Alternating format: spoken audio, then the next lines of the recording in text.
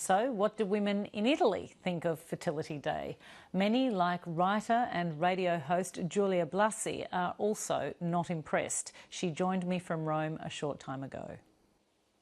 Giulia Blasi, thank you for joining us. Thank you. Good evening. Was the government making a link between the low birth rate and the future of the economy? There was nothing about that in the campaign. The Prime Minister, when he heard of the campaign, when he was informed of the campaign and he had to make a statement about it, he said that obviously that women in particular, but people in general, want job security and economic security and affordable childcare before they can have children. And you can't raise the birth rate by bullying people into having children with tactics that would be unacceptable if our mums applied them over Christmas dinner. So yeah, there was nothing. It wasn't mentioned in the campaign. I think the economy is to blame for a number of reasons, because young people and people in their 30s have no job security. At the same time, I think what's going on in Italy right now is that people are afraid of the future for a number of reasons that, yes, have to do with the economy, with the political instability, with the perceived unreliability of the political class. People have no faith that the future will be better, so they don't invest. They're really unwilling to invest in something as big a commitment as having children, because obviously when you put a person into this world and you don't know what the future is going to be like, you are going to be afraid. Do the Italian government's policies support couples who have children with measures like paid parental leave and state-subsidised childcare?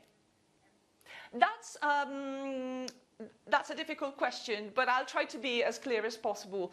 There is paid maternity leave for women who have children while and they have stable job contracts, what we call here contratto a tempo indeterminato. So they have a proper contract with paid sick leave, paid holidays, or that thing. This is increasingly less common, as there are other forms of contract that provide little to no coverage.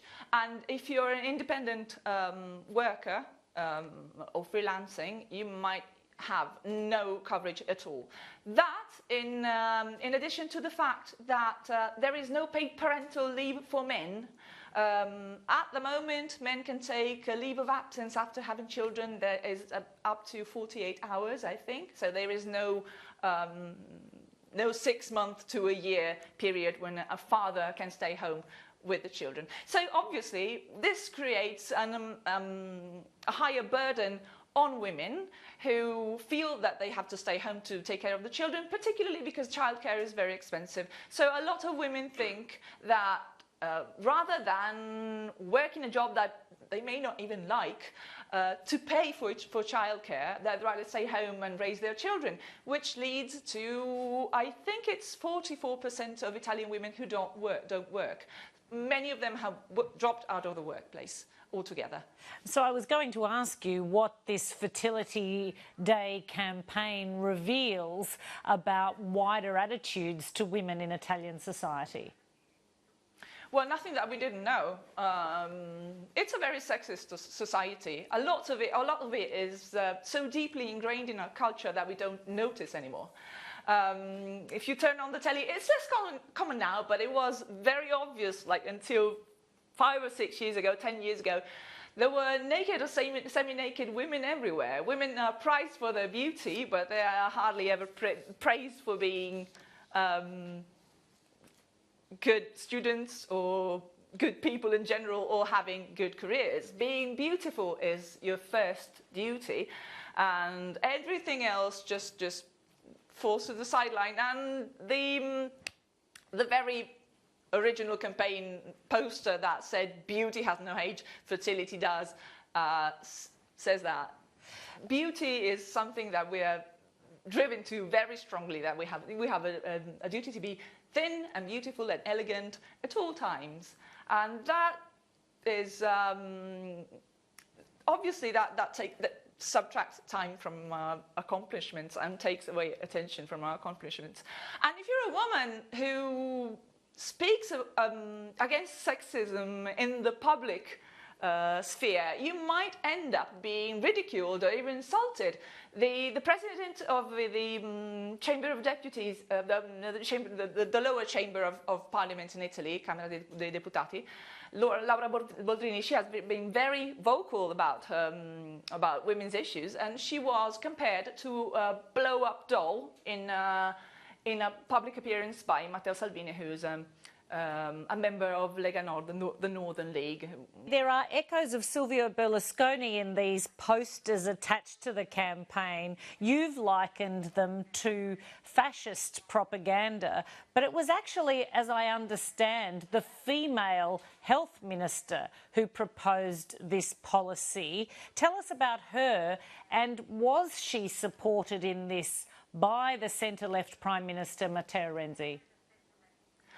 I don't think she was supported in this at all. I have to say, first of all, that Berlusconi has been out of the political picture for a while now. He is still a member of his party, but his party is splintering, and it doesn't carry the same political weight. I think it's fair to say by now that Berlusconi was an expression of what Italian society thinks of women rather than the other way around.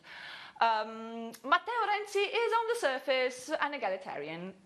I think at a deeper level, he is not so keen on working on women's issues. I remember him distinctly on many occasions speaking about motherhood and maternity leave and rights for mothers when actually I think we're past that, and we need to just start talking about parental rights and parental leave, and I think we need to start taking into account gay couples and gay families. We have gay families that are just not supported in any way. That said, Beatrice Lorenzin commissioned a study last year on abortion,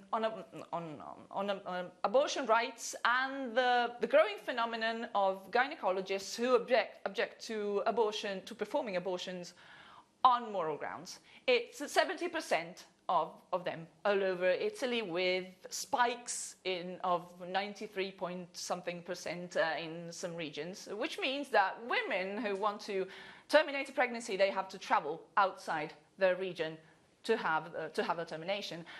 The Minister of Health says made the numbers public, and she said that the numbers are compatible with the application of the law. I don't think they are, and we know that they're not. And when you have a 70% of gynecologists who will not perform a termination against 10% in England and 0% in Sweden because it's forbidden, you do have a problem. I think we do have a problem, and they're turning a blind eye to it. And the problem here is that terminating a pregnancy is as much a fertility-related issue as it is actually getting pregnant. Unfortunately, we have to leave it there. Giulia Blasi, thank you for your time. Thank you very much.